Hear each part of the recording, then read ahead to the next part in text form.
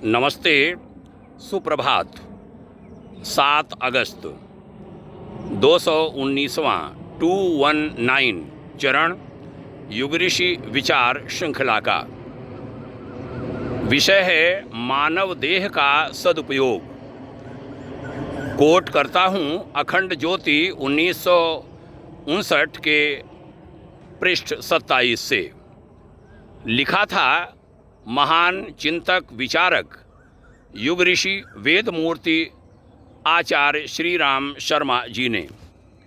यह शरीर ही इंद्रियों के स्वामी अर्थात आत्मा का निवास स्थान है और इसमें निवास करता हुआ वह ऐसे सुकर्म रूपी उत्तम अन्नों की खेती कर सकता है जिससे यह जीवन सुख शांति से भरपूर हो जाए।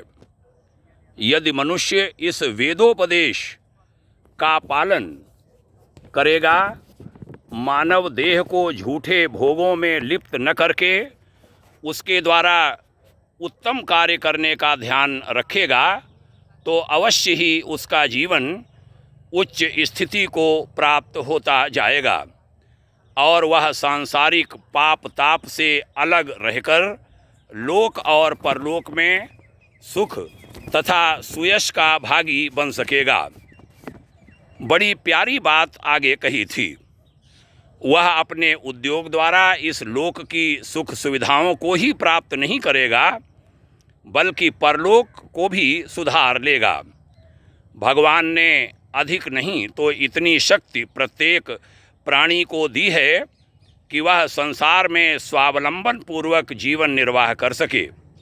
यदि कोई इसमें असफल रहता है तो हमको निश्चित रूप से यह समझ लेना चाहिए कि वह मानव देह का उचित उपयोग नहीं कर रहा है और न अपने कर्तव्य का पालन करने की ओर उसका ध्यान है, उसका लक्ष्य है।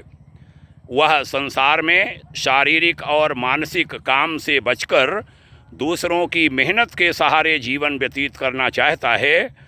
जब इसमें बाधा पड़ती है तो वह संसार भर को कोसता है और अपना समस्त दोष दूसरों के सिर पर मढ़ने की चेष्टा करता है। बड़ा ही प्यारा लेखांश है यह।